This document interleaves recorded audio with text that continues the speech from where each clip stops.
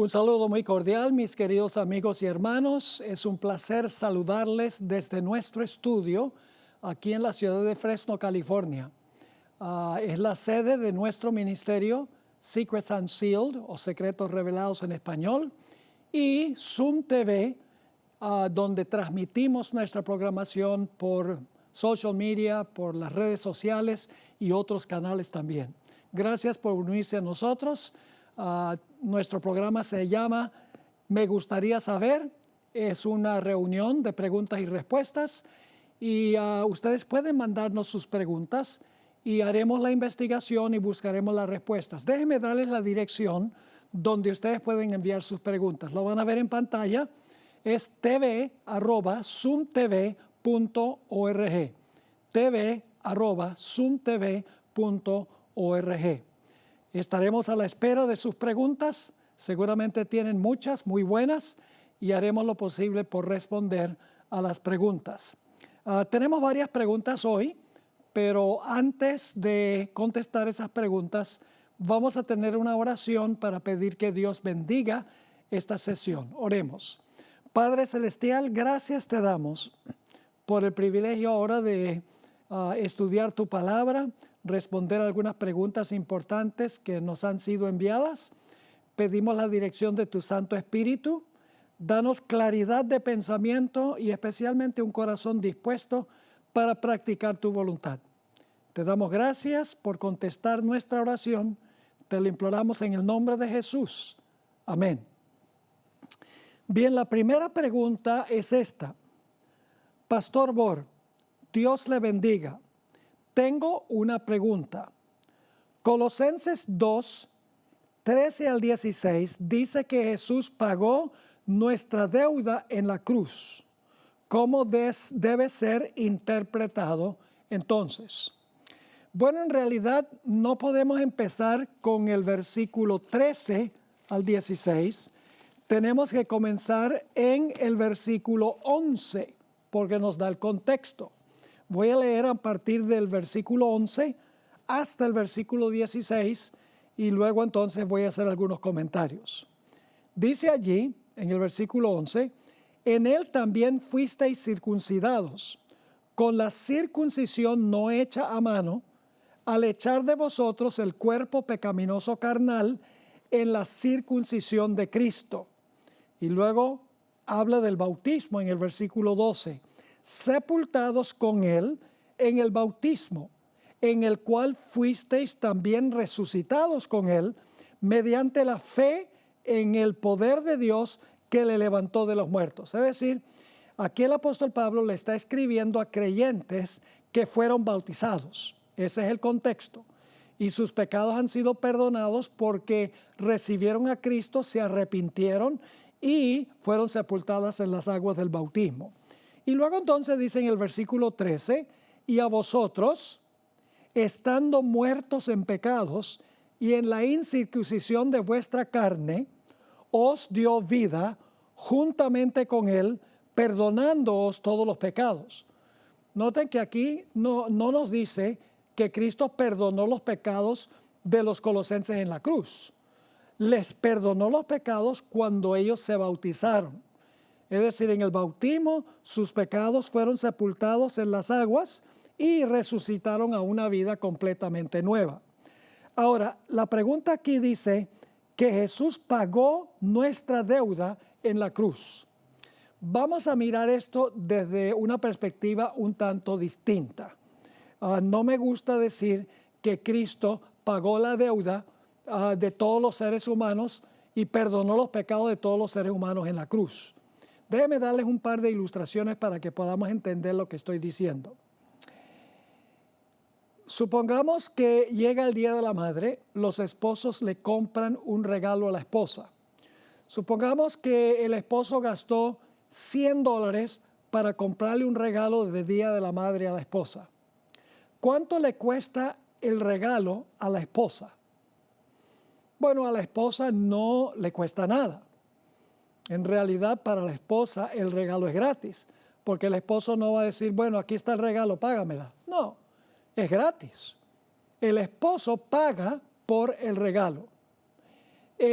la esposa recibe el regalo. Es decir, el regalo está pago, pero la esposa tiene la opción de recibir el regalo o de rechazar el regalo. Si rechaza el regalo, de nada le sirve. Si recibe el regalo, se beneficia. Cuando Cristo murió en la cruz, compró el regalo de la salvación. Para todos los seres humanos, compró el regalo. Pero nosotros tenemos la opción de aceptar el regalo que Él compró, que es la salvación, o de rechazar el regalo.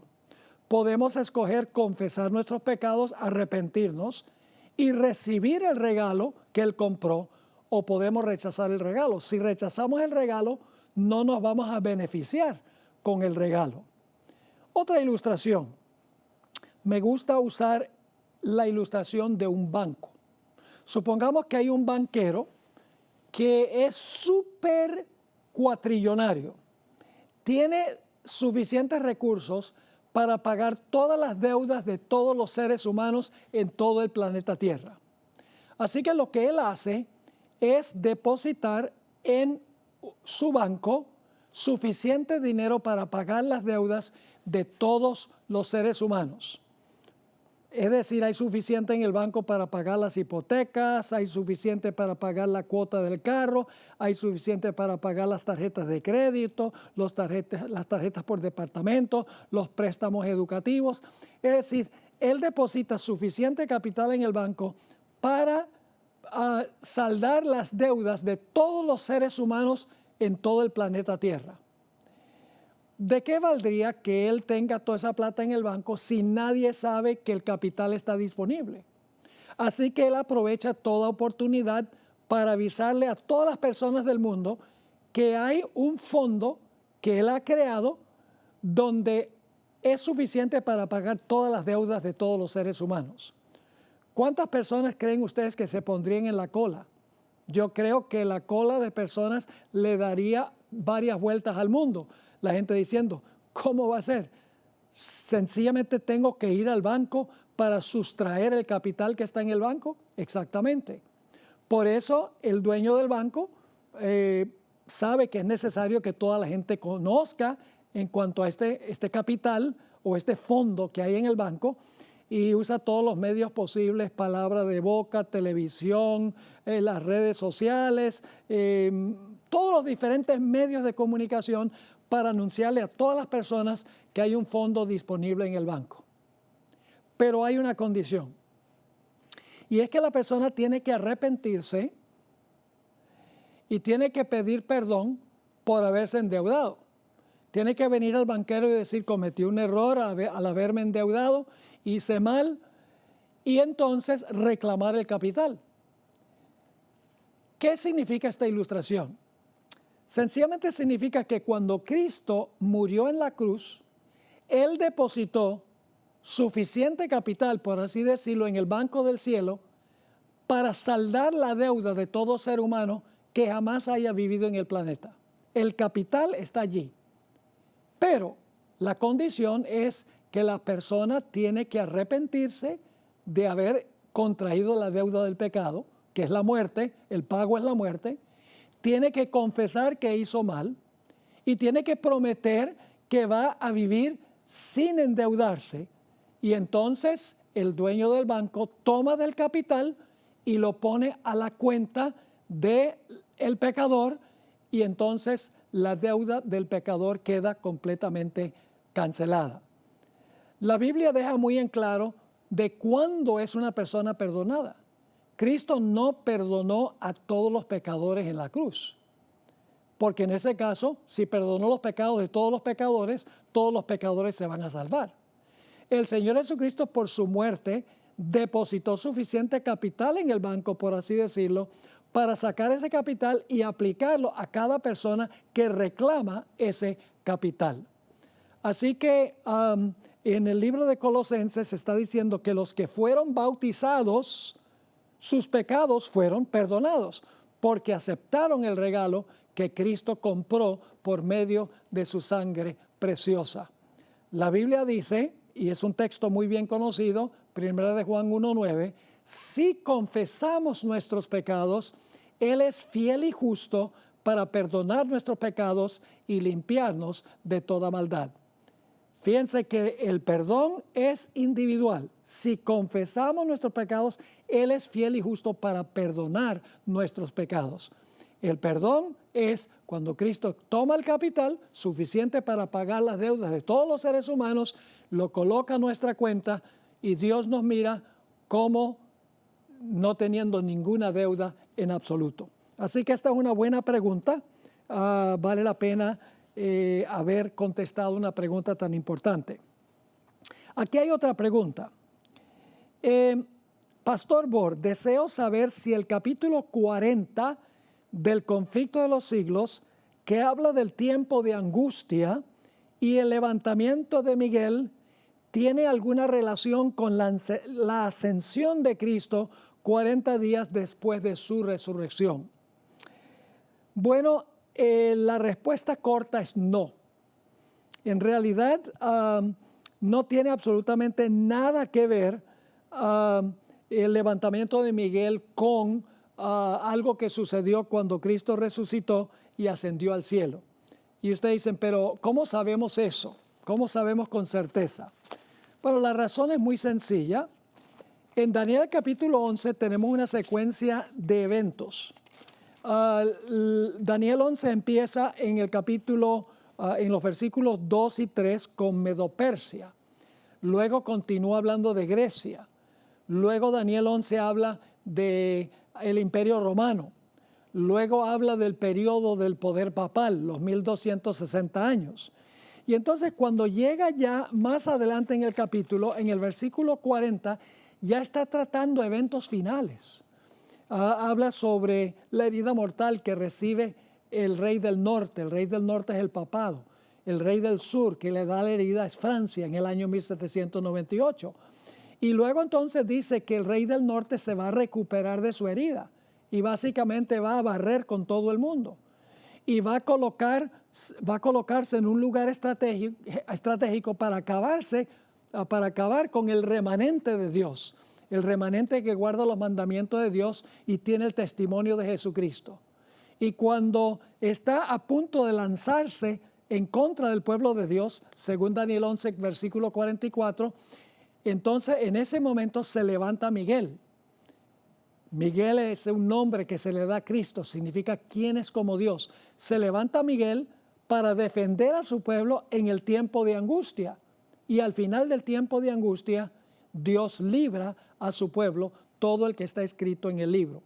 Así que obviamente el levantamiento de Miguel no tiene nada que ver con la resurrección y la ascensión de Jesús que ocurrieron en el periodo del Imperio Romano, sino que tiene que ver con eventos que ocurren ya después de 1798, después que al papado se le sana su herida, después que se da el decreto de muerte, después del cierre de gracia, después que Jesús se levanta para defender a su pueblo en el tiempo de angustia.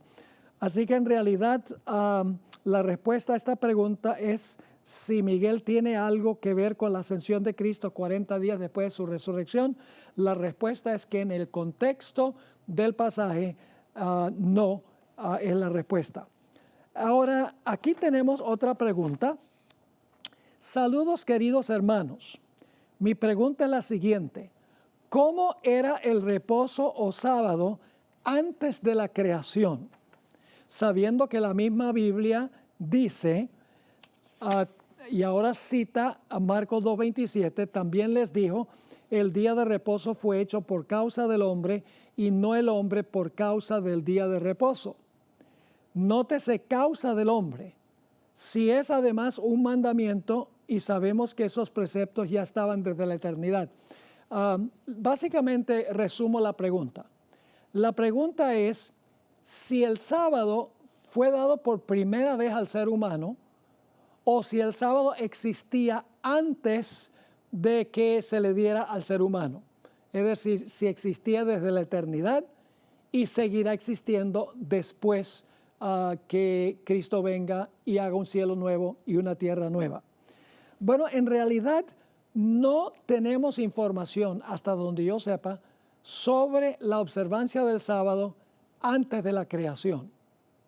Le voy a dar mi opinión personal. No se basa en una cita de la Biblia, ni se basa tampoco en el espíritu de profecía. Es mi opinión basado en lo que yo encuentro implícito en la Sagrada Escritura.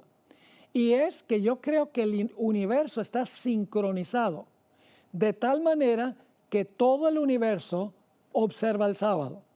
No solamente en esta tierra, sino todos los seres de todo el universo observan el mismo día de reposo, el santo sábado. Esa es mi opinión. Ahora, ¿por qué digo eso?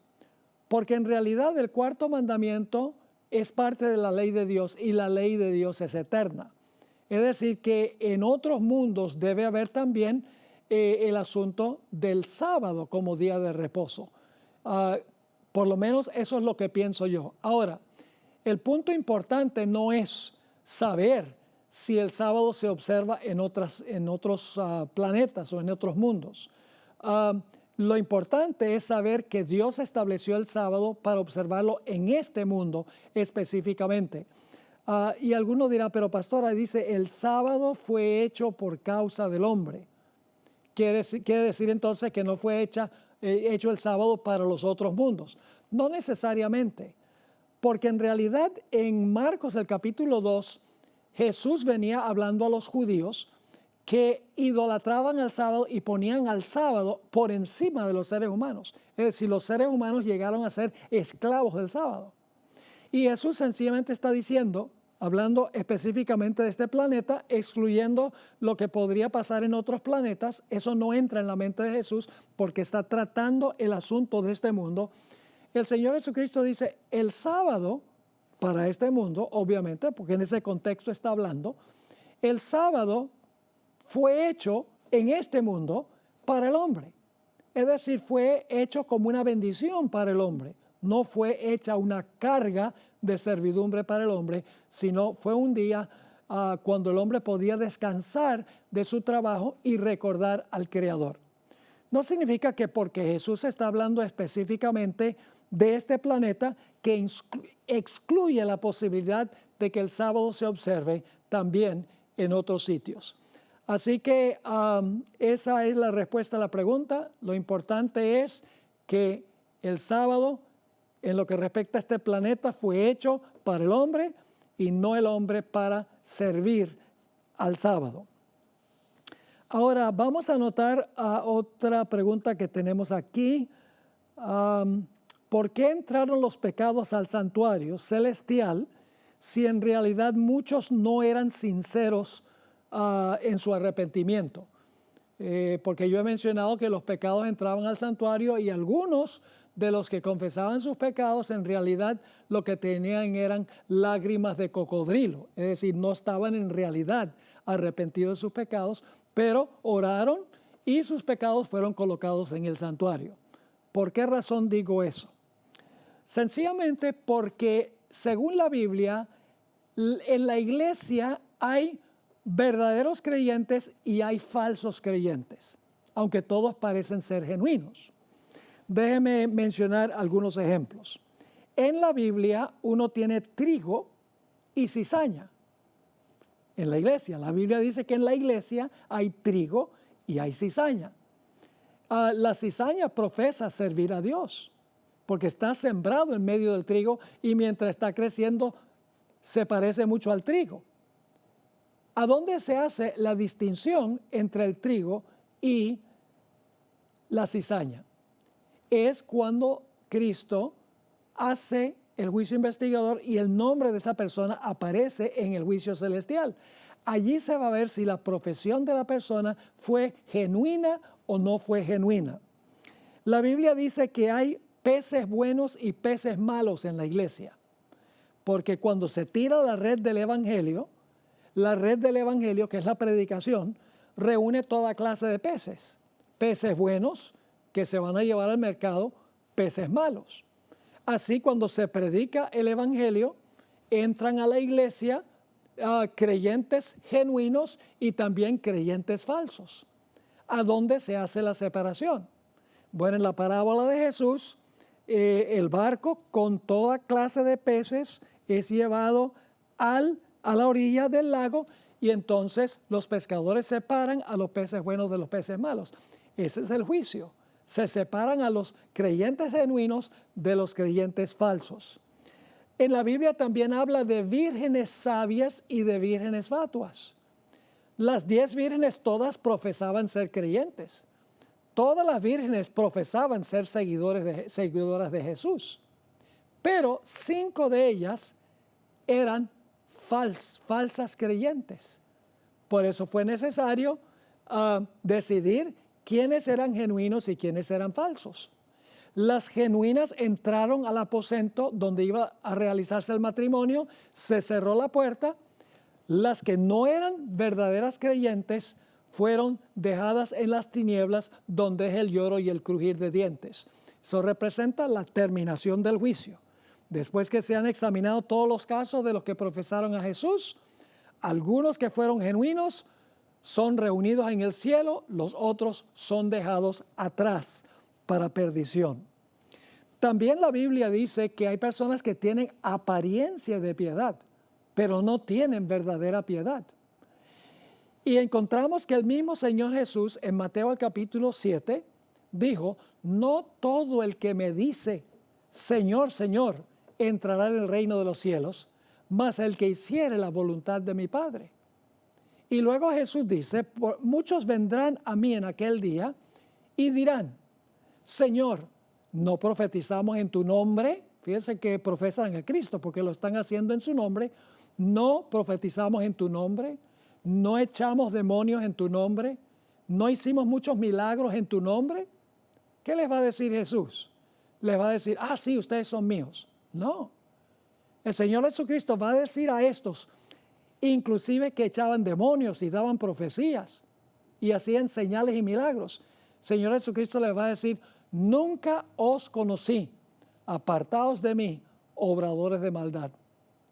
Eran falsos creyentes. Profesaban a Jesús, pero en realidad no eran verdaderos creyentes. Aparentaban mucho, eran hipócritas, pero no eran genuinos. Ahora la gente pregunta, ¿será posible, pastor, que una vez que Dios ha otorgado perdón, que ese perdón sea revocado? La respuesta es sí. El Señor Jesucristo una vez dio una parábola muy interesante. La parábola era del deudor, o podríamos decir de los dos deudores. Había un individuo que le debía a su amo una cantidad que nunca podía pagar, 10,000 talentos. En varias vidas de trabajo no hubiera podido en realidad pagar esa deuda. Era una deuda impagable. Así que su amo lo llamó y le dijo, págame todo lo que me debes. Y el hombre dijo, pero dame tiempo y yo te lo pagaré. Pero no podía. Así que siguió clamando, por favor, dame tiempo. Finalmente, el amo, movido a misericordia, le dijo, mira, porque clamaste a mí, te voy a perdonar toda la deuda, te puedes ir. Indudablemente el individuo dijo, no tengo que pagar nada, no tienes que pagar absolutamente nada, tu deuda queda completamente pagada porque tú clamaste a mí por misericordia. La historia no termina allí. Este hombre sale saltando en una pata, como decimos cuando una persona está contenta. Contentísimo de que su deuda fue pagada o perdonada. Y sale por la puerta y se encuentra con un pobre individuo que le debía 100 denarios. 100 denarios era el equivalente de 100 días de trabajo. Una cantidad considerable para un jornalero, pero una cantidad que se podía pagar, aunque sea en cuotas. Y este individuo, quien había sido perdonado muy grande, le dijo a este individuo, págame lo que me debes. Y este individuo clamó a él como él había clamado a su amo. Le dijo, pero dame tiempo y yo te lo pagaré.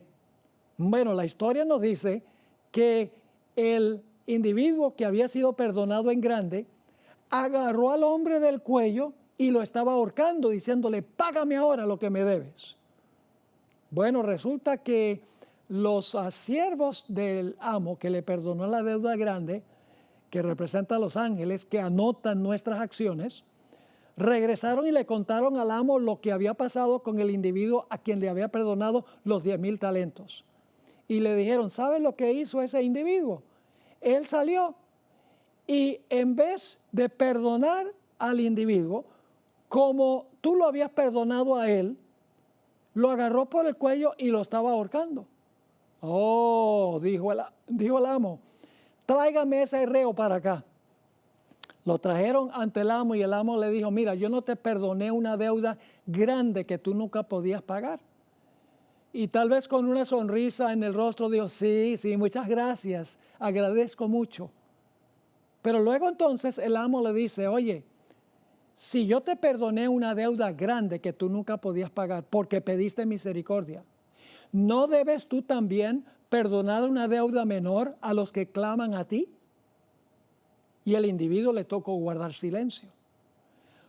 Por eso el Señor Jesucristo dijo que en el Padre Nuestro debemos orar, perdónanos nuestras deudas como nosotros también perdonamos a nuestros deudores. No es que Dios nos perdona porque nosotros perdonamos, sino que Dios nos perdona y la consecuencia es que nosotros también perdonamos a otras personas. Bueno, la parábola termina de una forma trágica. Se le revocó el perdón al individuo que había sido perdonado en grande. Yo pregunto, ¿puede Dios en realidad revocar el perdón? Sí lo puede revocar si el arrepentimiento no es genuino. Este hombre por sus acciones demostró que su tristeza no es que le debía una cantidad grande a su amo. En realidad, su lloro al amo, a quien le debía toda esa suma, era porque quería zafarse del castigo, porque el amo lo iba a mandar a él y a su familia a la cárcel y le iba a quitar todo. Es decir, sus lágrimas eran lágrimas de cocodrilo. No estaba triste de estar endeudado, estaba triste de lo que le iban a aportar las consecuencias por haberse endeudado. Así que se le revocó el perdón hasta que pagara todo lo que debía. Obviamente murió en la cárcel perdido. Así que la respuesta a esta pregunta es que todos los que oran y mandan sus pecados al santuario, los pecados entran. Luego, en el juicio, se examina el caso de cada uno para ver si la persona realmente se arrepintió, confesó sus pecados y prometió hacer mejor. Dios les bendiga y nos vemos en una futura ocasión.